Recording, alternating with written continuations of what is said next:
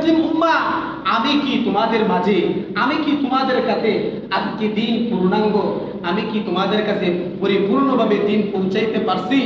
তখন সাহাবায়ে কেরামদের মধ্য থেকে এই আওয়াজ এসেছে, জি হ্যাঁ, আপনি আমাদের মাঝে আপনি পূর্ণাঙ্গ দিন পৌঁছায় দিয়েছেন। বলেন সুবহানাল্লাহ। কিন্তু একজন সাহাবী তিনি কেঁদে ফেললেন। ওই সাহাবীর নাম হলো হযরত আবু বকর সিদ্দিক রাদিয়াল্লাহু তাআলা আনহু। কেন কাঁদলেন ভাই?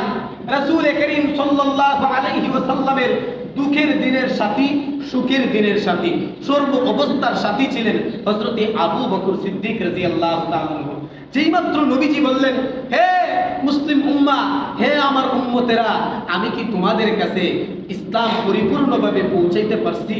তখন সাহাবায়ে কেরাম বললেন, হ্যাঁ পৌঁছাইতে পারছেন। কিন্তু আবু বকর কেঁদে ফেললেন। তখন সাহাবীরা বললেন, আরে এই মুরব্বী লোকটা কথা শুনলেই খালি কেঁদে ফেলে, কেন, কি কারণ হয়, কেন কাঁদলেন?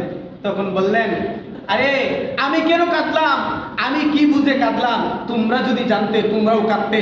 কেন কাঁদছেন? আমি এই জন্য কাঁদছি, নবীজির কথার ভাব ভঙ্গিতে, নবীজির ভাষণে বলে দিচ্ছে নবীজি আর এই পৃথিবীতে বেশি দিন থাকবে না, এই জন্য আমি কেঁদে ফেলছি।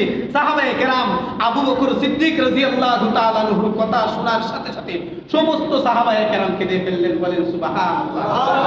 তাহলে আবু বকর ছিলেন নবীজির এরকম একজন সাথী, দুঃখের দিনের সাথী, সুখের দিনের সাথী, নবীজির সর্ব অবস্থার সাথী। বলেন সুবহানাল্লাহ।